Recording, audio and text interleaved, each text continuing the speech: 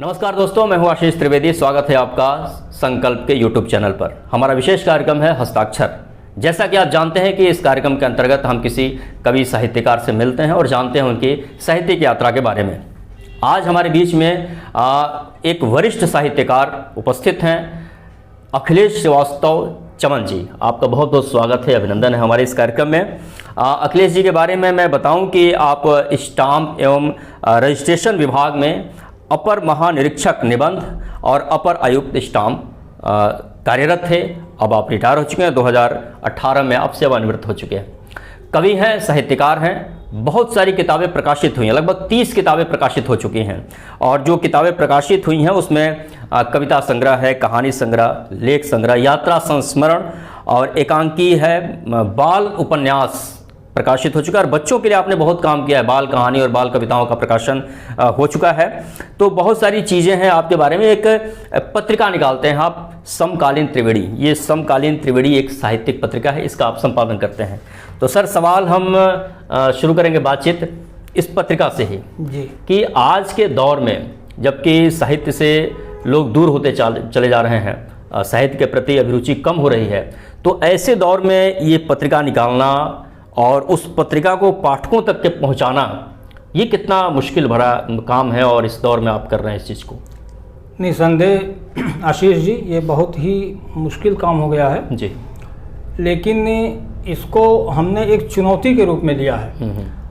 आप देख रहे हैं कि पिछले कुछ वर्षों में हिंदी की जितनी भी अच्छी स्तरीय साहित्यिक पत्रिकाएं थीं, बड़े बड़े घरानों की पत्रिकाएं थीं, सब बंद हो गई हैं। बिल्कुल। तो इससे एक शून्य की स्थिति पैदा हो गई है, वैक्यूम जिसे कहते हैं। जी जी।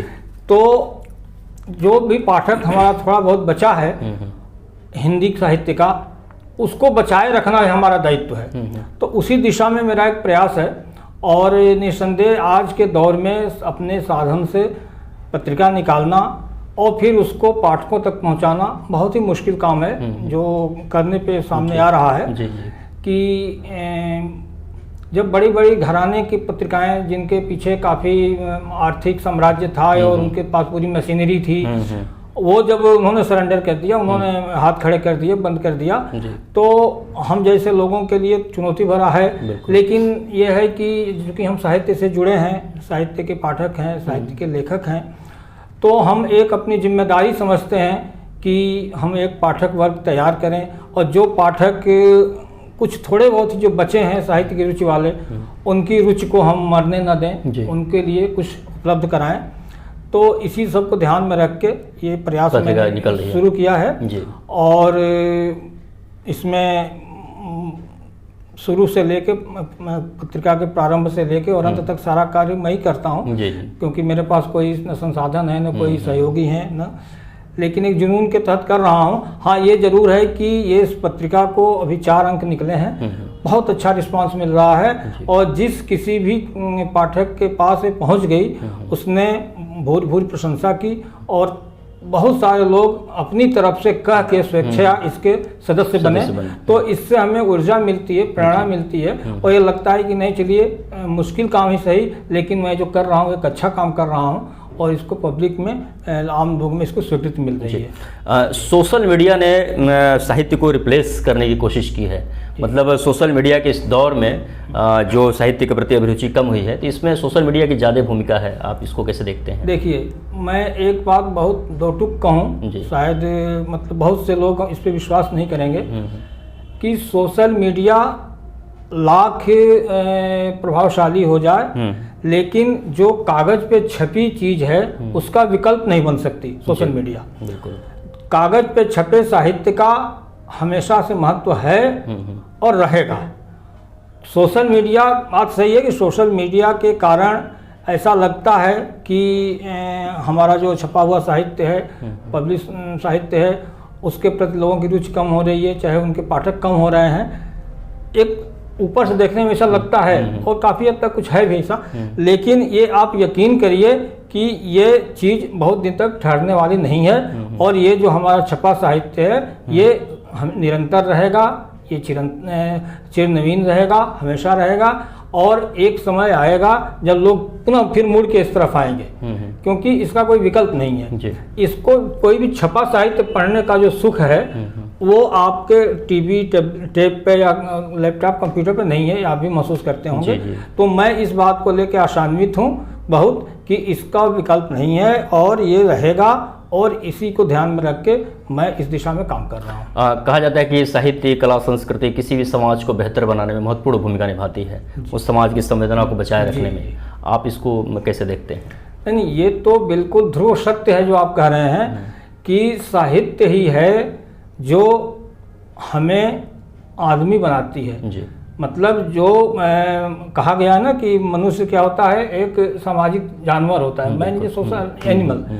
तो इस सोशल एनिमल को, इस जानवर को इंसान बनाने के जो कारक हैं, जो चीज़ें हैं, उनमें साहित्य सर्वोपरि है। साहित्य का सबसे बड़ा सबसे बड़ी भूमिका है। और देखिए आपको मैं एक उदाहरण देकर बता रहा हूँ कि इधर विगत 2-3 दशकों में जब से अंग्रेजी माध्यम विद्यालयों का वर्चस्व बढ़ा है, उनमें बच्चों को पढ़ाने का फैशन बढ़ा है, तो बच्चे अपने साहित्य और संस्कार से कटते जा रहे हैं। और उसका दुष्प्रभाव देखिए कि आप बच्चे, आज के बच्चे और आज से 20 साल पहले के बच्चों से आप तुलना करिए, आज के बच्चे कितने शॉर्ट टेम्पर्ड हो गए हैं, तुरंत उत्तेजित हो जाते हैं। उनमें देखिए युवाओं में, बच्चों में क्राइम करने के रेट्स बढ़ रहे हैं, आत्महत्या के रेट बढ़ रहे हैं, उसमें जल्दी कुंठित हो जाते हैं, जिनका घर छोड़ के भाग गए, आत्महत्या कर लिए, गलत काम कर रहे हैं, मारपीट कर लिए।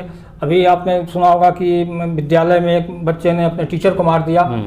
तो ये सब जो चीज़ें बच्चों में पैदा हो रही हैं, हिंसा की भावना, तनाव की भावना, कुंठा की भावना, उत्तेजना की भावना, असहिष्णुता की भावना, है ना, ये सब का कारण है कि हम उन्हें साहित्यिक संस्कार नहीं दे पा रहे हैं। और जहाँ भी, जिस भी परिवार में साहित्यिक संस्कार है, वहाँ के बच्चे अभी भी उन चीज़ों से दूर हैं। तो इसलिए हमें साहित्यिक संस्कार तो सर्वोपरि है, और इसका जो भी इसका महत्व है, जो भी इसका योगदान है, उसको कम किया ही नहीं जा सकता, झुठलाया नहीं जा सकता। और एक बेहतर समाज बनाने के लिए हमें हर गार्जियन को, हर अभिभावक को चाहिए कि वो अपने बच्चे को साहित्यिक संस्कार दे, उन्हें अच्छा साहित्य पढ़ने को दे, क्योंकि आज का बच्चा ही कल का नागरिक होगा, और कल में समाज में उसी को, समाज को संभालना है, समाज को आगे ले चलना है। जी, बहुत महत्वपूर्ण आपने बात कही कि भाई एक ज़रूरी चीज़ है, इसी के माध्यम से हम बेहतर समाज बना सकते हैं। जी। एक चीज़ मुझे नहीं समझ में आता है कि समाज के निर्माण में जिसकी इतनी महत्वपूर्ण भूमिका है, इतना महत्व है इसका, ये हमारे गवर्नमेंट के, किसी भी गवर्नमेंट के एजेंडे में नहीं होता है। जी। मतलब कि जैसे आप पत्रिका निकाल रहे हैं या किताबें प्रकाशित हो रही हैं या साहित्य के प्रति लोगों को अभिरुचि पैदा की जाए, तो सरकारी स्तर पर इस तरीके का कोई प्रावधान नहीं किया जाता, उसको सपोर्ट नहीं किया जाता है। देखिए, बहुत स्पष्ट बात है जी। किसी एक सरकार की बात नहीं, हाँ बिल्कुल, शासक वर्ग की मैं बात कर रहा हूँ। कोई भी शासक हो, शासक वर्ग की यह नीति है, शासक वर्ग की यह मंशा है कि जनता कम से कम पढ़े, क्योंकि जनता पढ़ जाएगी, जागरूक हो जाएगी, अपने अधिकारों की बात करेगी, सही गलत की बात करेगी, प्रश्न करेगी। तो कोई भी शासन रहा हो, और केवल हिंदुस्तान ही नहीं, मैं एक पूरी दुनिया की बात कर रहा हूँ, शासक वर्ग की ये नियति होती है, उनकी ये पॉलिसी होती है कि शिक्षा का प्रचार प्रसार कम से कम हो, न्यूनतम हो, दिखावा हो, लेकिन हो ना, क्योंकि पब्लिक जितने उलझी रहेगी समस्याओं में और अपड़ रहेगी, उतने शासक वर्ग को शासन करने में आसानी रहेगी। तो ये तो आप भूल जाइए, या ये आप बिल्कुल कतई उम्मीद न करिए कि शासक वर्ग या कोई भी शासन या सरकार, चाहे किसी की सरकार हो, साहित्य को बढ़ावा देगा। अब साहित्य को बढ़ावा देने का काम हमारा है, हम आम आदमी का है। और मैं पुनः कह रहा हूँ कि इसमें हमारे जो अभिभावक वर्ग हैं उनको सामने आना चाहिए। और देखिए, आज कितनी बड़ी विडंबना है कि आज का अभिभावक अपने बच्चों के लिए 200 रुपये का पिज्जा बर्गर खरीद देता है, 100 रुपये का चॉकलेट खरीद देता है, लेकिन 30 रुपये 25 रुपये की कोई बच्चों के लिए अच्छी पत्रिका या अच्छी किताब नहीं खरीदता। ये चिंता की बात है। और आप शासन सत्ता से कतई उम्मीद न करिए, आप अपने व्यक्तिगत स्तर पे, सामाजिक स्तर पे ही हमें प्रयास करना होगा कि हम बच्चों को साहित्य से जोड़ें। साहित्य से जोड़ेंगे तो अपने संस्कार से जुड़ेंगे, और साहित्य संस्कार से जुड़ेंगे जो बच्चे, तो वो भले कुछ भी निकल जाए, वो बच्चा क्रिमिनल नहीं होगा, उद्दंड नहीं होगा, व्यभिचारी नहीं होगा, गलत रास्ते पे नहीं जाएगा, क्योंकि साहित्यिक संस्कार तो जाने नहीं, संस्कार विकसित करता है साहित्य, विकसित करता है। बहुत बड़ी बात है आपने कही। एक चीज, आपने बहुत सारे कविताएं, कहानी, लेख, तमाम चीजें, लेकिन बच्चों के लिए भी आपने बड़ा काम किया है, बहुत सारे कविता संग्रह और उपन्यास बच्चों के लिए, कहानी संग्रह है आपका।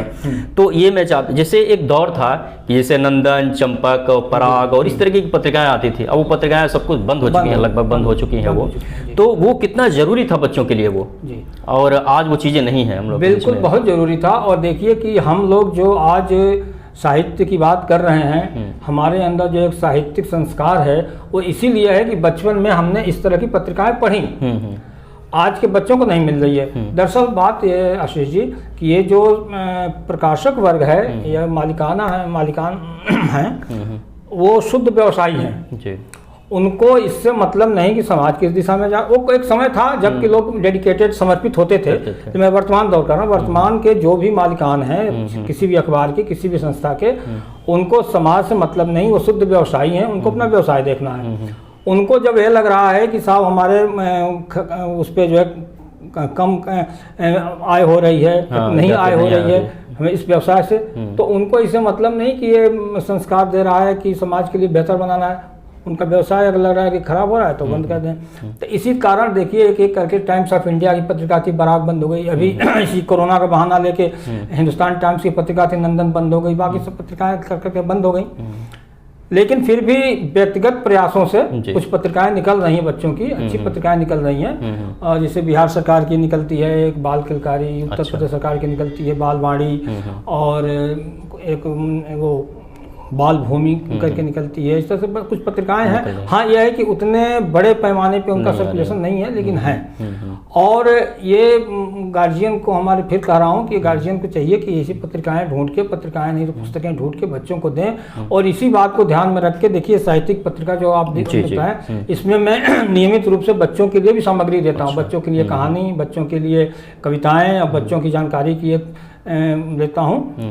पिटारा करके एक स्तंभ है मेरा, उसमें मैं बच्चों की जानकारी के लिए चीज़ें देता हूँ, क्योंकि वो बहुत ही ज़रूरी है। तो ये बात सही है कि बच्चों की पत्रिकाएं बंद हो गई हैं, तो उसके व्यावसायिक कारण है, उसमें हम आप कुछ नहीं कर सकते। फिर भी ये है कि हमको अंधेरे में ही एक चिराग जलाने की कोशिश करनी है, और वो हमें जलाना है। जी, एक चीज़ ये कि मुक्तिबोध ने कहा कि अभिव्यक्ति खतरे उठाने ही होंगे। ये दौर मैं आपसे व्यक्तिगत रूप से जानना चाहता हूँ, चूँकि आप एक बड़े साहित्यकार हैं, पत्रिका तो बात की बात है, कि एक दौर था जब साहित्यकार की एक दिशा होती थी। मतलब जब भी साहित्यकार, जब कोई साहित्य की रचना करता है तो जाहिर सी बात है वो आम आदमी के पक्ष में वो खड़ा होता था। तो जब खड़ा होता तो उसके अंदर एक तेवर होता था, उसके अंदर एक ऊर्जा होती थी। आपको क्या लगता है कि आज के दौर में वो तेवर, वो ऊर्जा कुछ मध्यम पड़ी है, कुछ कम हुआ है, या फिर वही तेवर है? नहीं, बिल्कुल आपकी बात सच है, मध्यम पड़ी है, मध्यम नहीं लगभग कुंद हो गई है। हमने बताया ना कि देखिए जो भी साहित्यकार हैं वो इसी समाज की तो उपज है। तो हमारे समाज में ही गिरावट आई है, हमारे सामाजिक मूल्यों में, नैतिक मूल्यों में गिरावट आई है। तो साहित्यकार के भी चरित्र में, उसके आचार व्यवहार में गिरावट तो आनी ही है। तो स्थिति यह है कि हमारा आज का जो साहित्य वर्ग है, साहित्य क्यों, पत्रकारिता भी है, साहित्य कलाकार जो भी हैं, वो धीरे धीरे सुविधा भोगी हो गए हैं। तो और शासन प्रशासन की भी ये मंशा है कि इनको हम किसी तरह से अपने भुलावे में रखें और अपने पक्ष में रखें। तो सुविधा भोगी, अब वो ये बात थी कि प्रेमचंद ने वो लेके खतरा लेके उन्होंने लिखा, या बहुत लोगों ने भी लिखा। तो अब उस तरह के खतरा उठाने वाले लोग आज के दौर में गिने चुने हैं नहीं हैं, क्योंकि सबको दिखता है कि भाई हमें इससे हमें परेशानी मिलनी है, ऐसे हमें आराम मिल रहा है, हमें 2 लाख 5 लाख का पुरस्कार मिल जाएगा, हमें कोई पद मिल जाएगा। तो इस तरह से लोग उधर निकल जाते हैं। तो ये बात सही है कि वो तेवर बिल्कुल बहुत कम हो गया है, बहुत मंद पड़ गया है, कुंद हो गया है, और अभिव्यक्ति के खतरे उठाने वाले लोग बहुत कम हो गए हैं। लेकिन फिर भी कुछ लोग हैं, तभी जिंदा है और चल रहा है, और वो चीज़ एक बची रहेगी, क्योंकि वो चीज़ बिल्कुल ख़त्म नहीं होगी। वो तो थोड़ा मतलब सामाजिक परिवर्तन के साथ साथ वो घटता बढ़ता रहता है। तो ये बात आपकी सच है कि आज खतरे उठाने वाले लोग कम हो गए हैं, लेकिन फिर भी कुछ लोग हैं और उनसे हमें आशा है। बिल्कुल। साहित्य के क्षेत्र में आपकी अभिरुचि कब और कैसे होती है? देखिए, ये तो मैं कहूँ अगर तो आप यूँ कह सकते हैं कि ये कीड़ा मेरे अंदर बचपन से ही था। दरअसल जब मैंने होश संभाला अपने घर में, जब मैं कुछ भी पढ़ने लिखने समझने लायक हुआ, तो अपने घर में मैंने साप्ताहिक हिंदुस्तान, धर्मयुग और एक पत्रिका निकलती थी ज्ञानोदय, उस समय कलकत्ता से निकलती थी ज्ञानोदय, और पटना से एक पत्रिका निकलती थी बच्चों की बालक, ये 4 पत्रिकाएं तो नियमित मेरे घर में थी। दरअसल मेरे पिताजी बहुत पढ़ाकू थे, और वो हिंदी साहित्य में मैं भी थे, और वो गवर्नमेंट कॉलेज में प्रिंसिपल थे, तो हमारे घर में तमाम साहित्यिक पुस्तकें तो थी ही, नियमित पत्रिकाएं आती थी। तो जब भी मैंने होश संभाला तो पत्रिकाएं हमें सामने मिली, पढ़ने लगे। तो जब उस समय मैं देखता था धर्मयुग या किसी पत्रिका में, साप्ताहिक हिंदुस्तान, इसमें लेखकों के छपा हुआ, उनकी फोटो छपी है, नाम छपा, तो मुझे एक बड़ा मेरे अंदर एक कहिए उसको कि वो लगता था, उसको ग्लैमर लगता था, अरे इस व्यक्ति का नाम छपा है, कितने लोग लाखों लोग देख रहे होंगे, तो मतलब कितनी बड़ी बात है कि वो पता नहीं व्यक्ति कहाँ बैठा है, हम यहाँ पढ़ रहे हैं, उसका नाम देख रहे हैं, फोटो देख रहे हैं, मतलब जैसे कि फिल्मी लोगों को लेके ग्लैमर की भावना होती है ना, उस तरह से मेरे अंदर वो होता था।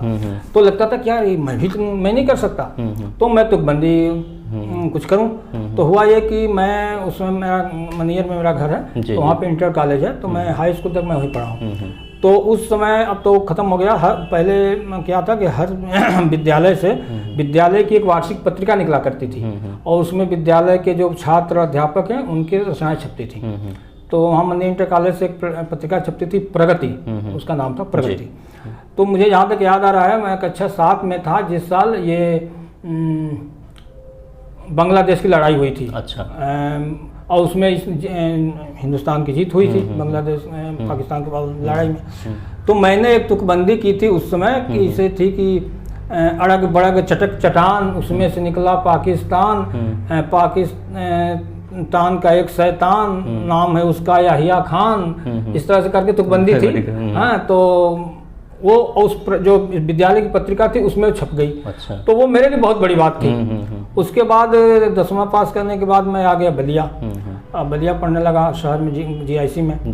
तो यहाँ से फिर वो एक अखबार निकलता था कुटज, एक निकलता था क और भृगु क्षेत्र, तो इन सब में मैं रचनाएं देने लगा और छपने लगा। तो वो मेरे अंदर जैसे छपता गया, बढ़ने लगा। फिर इसके बाद मैं गया इलाहाबाद, वहाँ और विस्तृत मिला मुझको। फिर वहाँ मुझे आकाशवाणी में भी समय मिलने लगा। फिर वहाँ से इतने उसमें एक पत्रिका, एक अखबार निकलता था भारत, एक देशदूत, अमृत प्रभात, तो इन सब में मैं छपने लगा। फिर मैं दिल्ली की पत्रिकाओं में भी छपने लगा। तो इस तरह से मैं बढ़ता गया, तो उत्साह बढ़ता गया धीरे धीरे। तो वो जो कहा ना, वो कीड़ा बचपन में ही आ गया था, और उस समय पाके वो फैलता गया। तो फिर वो ऐसा हो गया कि वो छूटा ही नहीं, और वो छूटा ही नहीं। इसीलिए मैंने नौकरी में आने के बाद, आपको बताऊं, मैं नौकरी में जब आ गया था, नौकरी में आने के बाद मैंने नियमित छात्र के रूप में एमए किया। प्राइवेट नहीं, क्योंकि मेरे कार्यालय का टाइम होता था 10 से, और एमए के क्लास चलते थे 7 से 10। तो मैं 7 से 10 कॉलेज करता था, और उसके बाद ऑफिस करता था।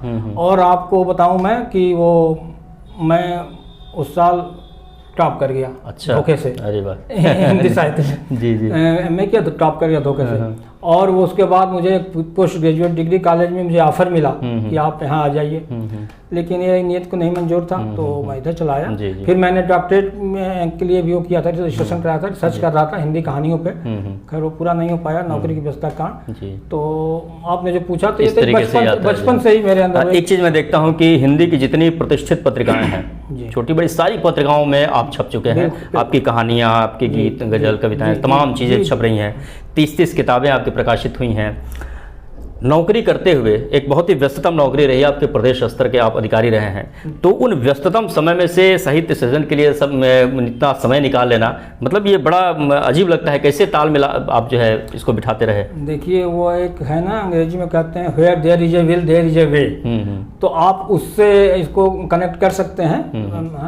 तो बात वही है कि देखिए, ये चीज़ क्या है, हमारा नशा है। तो जो नशेड़ी होता है वो नशे के लिए तो समय निकाल ही देता है, बिल्कुल, जो भी नशा हो। तो ये मेरा नशा, और मुझे ऐसा लगता है कि मैं इसके बगैर रह नहीं सकता। आपको मैं बताऊं कि अगर नौकरी की व्यस्तताओं के कारण या कुछ पारिवारिक व्यस्तताओं के कारण अगर 2-4-5 दिन ऐसा निकल जाता था कि मैं कुछ न लिखूं, तो मेरे अंदर की बेचैनी सोने लगती थी। तो चाहे मैं आधा घंटा ही बैठूं, 1 घंटा ही बैठूं, रात को बैठूं, मैं समय निकाल के कुछ न कुछ करता था। यहाँ तक कि अगर मैं कुछ नया नहीं लिख रहा हूँ तो मैं अपना पुराने लिखे कोई खोल के फिर उसको रिवाइज करता था। हाँ, लेकिन मैं करता था। और ऐसा था कि अमरकांत जी को तो आप जानते ही होंगे, बलिया के ही थे, बड़े अच्छे, बड़े हुदड़े तो कहानी। तो उनसे मेरी बड़ी अच्छी मुलाकात थी, बातचीत होती थी। तो अमरकांत जी ने हमसे एक बार ऐसे बातचीत में कहा था कि देखो, लेखक को रोज नियमित कुछ लिखना चाहिए, थोड़ी देर बैठना चाहिए। ये नहीं कि छोड़ दिया 10 दिन नहीं लिखे या लिखने बैठे तो सारा सिद्ध लिख रहे। क्या उस लेखक को, जैसे तुम रोज खाना खाते हो, रोज सोते हो, रोज थोड़ा टाइम जरूर देना चाहिए। तो एक वो भी बात दिमाग में थी कि वो एक निरंतरता बनी रहे। तो उसी में सारी व्यस्तताओं में भी समय निकालता था, कभी रात, कभी सुबह, कभी अच्छा जैसे सरकारी दौरे पे मैं जा रहा हूँ तो अपना गाड़ी में बैठे बैठे कुछ चल रहा है दिमाग में, तो कुछ आया तो वहीं डायरी में नोट कर दिया, तो चलता रहा। तो वैसा कि इस चीज़ को मेरी कोशिश रही कि ये मरने ना पाए, ताकि ये जिंदा रहेगा तो बाद में हम उसको आगे बढ़ा सकेंगे। तो बचा रहा तो वही है कि अब रिटायरमेंट के बाद मैं पूरी तरह से। जी बिल्कुल। आप चलते चलते एक छोटे एक दो सवाल और कि ये हिंदी पखवाड़ा चल रहा है, हिंदी दिवस मनाया जाएगा 14 सितंबर को। हर साल 14 सितंबर को हिंदी दिवस मनाया जाता है, सरकारी विभाग में आप रहे हैं, हिंदी पखवाड़ा मनाया जाता है, लेकिन उसके बाद फिर उसकी तीसरी हो जाती है। तो मतलब इसको आप कैसे देखते हैं? देखिए, मैं इसको बहुत ही इसकी कहिए कटु निंदा करता हूँ, मेरी व्यक्तिगत बात है। भाई, हम हिंदी सप्ताह मना रहे हैं, इसका मतलब कि हम हिंदी को केवल एक सप्ताह के लिए मौका दे रहे हैं या उसको कहिए कि सम्मान दे रहे हैं। जब हमें हिंदी को हम मातृभाषा है कर हम मानते हैं, हिंदी में हम बोलते हैं, हिंदी में बात करते हैं, हिंदी में पढ़ते हैं, लिखते हैं, तो हम हिंदी को तो रोज मनाते हैं। हिंदी की तो हमें रोज वो करनी चाहिए, उत्सव कहिए, जो भी कहिए। अब एक सप्ताह में हम उसको क्यों सीमित करते हैं? भाई, हमने तो नहीं सुना कि जापान में जापानी दिवस मनाया जाता हो, पखवाड़ा मनाया जाता हो, या इंग्लैंड में इंग्लिश पखवाड़ा मनाया जाता हो, तो हम हिंदी पखवाड़ा क्यों मनाते हैं? तो ये हमारे विचार से इसको हिंदी के स्कोप को सीमित करना है या उसके महत्व को सीमित करना है, इसको मैं अच्छी दृष्टि से नहीं देखता।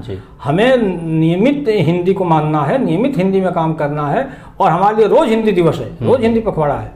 जी बिल्कुल। समकालीन त्रिवेणी के बहुत सारे अंक प्रकाशित हो चुके, आगे और भी अंक आने वाले हैं। और जैसा कि बातचीत से स्पष्ट है कि एक विशेषांक भी आप निकालने जा रहे हैं।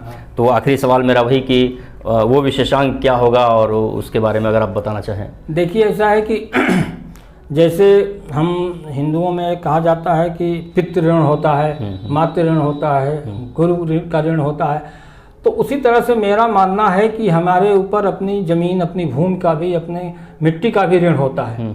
और हमें उस मिट्टी के प्रति भी, या यूँ कहिए जिस समाज में हम पैदा हुए जहाँ, उसके प्रति भी हमारा कुछ दायित्व बनता है। और मैं इस मामले में अपने को बहुत सौभाग्यशाली मानता हूँ कि मैंने बलिया जैसी उर्वरा धरती पे मेरे जन्म हुआ। किसी हर दृष्टि से आप देखिए, चाहे साहित्य की दृष्टि से, राजनीति की दृष्टि से, क्रांतिकारिता की दृष्टि से, साहित्य कला की दृष्टि से, हर दृष्टि से ये बहुत ही उर्वरा धरती है। और आप जानते हैं, तो मेरे अंदर ये दिमाग में था कि भाई इस धरती के प्रति मेरा जो ऋण है वो हमें कुछ, जितना मैं कर सकता हूँ मैं कुछ करूँ। तो जब पत्रिका निकलने लगा तो देखा मैंने कि जो हमारी नई पीढ़ी, हम लोग तो फिर भी चलिए थोड़ा कुछ पुरानी पीढ़ी के भी हैं और कुछ पढ़ने का हमारा शौक भी है, तो कुछ जानकारी है। नई पीढ़ी के जो बच्चे हैं, जो अभी इस समय 18-20 साल की उम्र तक के हो गए हैं, 20-22 साल तक के, तो उनको अपनी ज़मीन के बारे में, अपनी ज़िले के इतिहास भूगोल के बारे में न के बराबर जानकारी है ना, क्योंकि एक तो चीज़ें उपलब्ध भी नहीं है और दूसरा शौक भी नहीं लोगों को।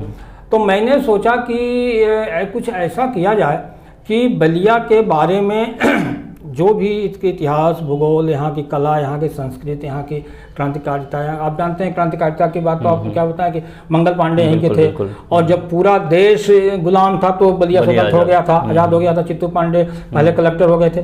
तो ये सब बातें मतलब कोई सामान्य बात नहीं है। तो मैं सोचता था कि ऐसी सारी चीज़ों को एक जगह में ऐसा इकट्ठा कर दिया जाए कि नई पीढ़ी के पढ़ने के भी काम आए, और आज से 15 साल 20 साल बाद अगर कोई व्यक्ति बलिया के बारे में कुछ जानना चाहे तो एक उसको प्रमाणिक मिले। तो इत्तेफाक की बात है, संयोग की बात है कि अभी उस पीढ़ी के लोग जिंदा हैं जो इस विषय में जानकारी रखते हैं। 5-10 साल बाद धीरे धीरे वो हट जाएंगे, तो फिर ये होगा कि जो रहेंगे लोग उनको खुद भी जानकारी नहीं होगी, तो बताएंगे क्या। तो मैंने इसीलिए इसे लोगों से संपर्क किया और मैं चाहता हूं कि बलिया जिले के जितने भी पक्ष हैं सभी पक्षों पे जो भी प्रमाणिक जानकारी हमको मिले वो सबको मैं आलेख के रूप में और यहाँ के लोगों के बारे में एक जगह संकलित करके इस पत्रिका का एक विशेषांक निकालूं। तो वो विशेषांक क्या होगा कि एक तरह से तो मेरा अपने ऋण से ऋण होने का वो प्रयत्न होगा कि अपने माटी के ऋण से मैं ऋण होऊंगा।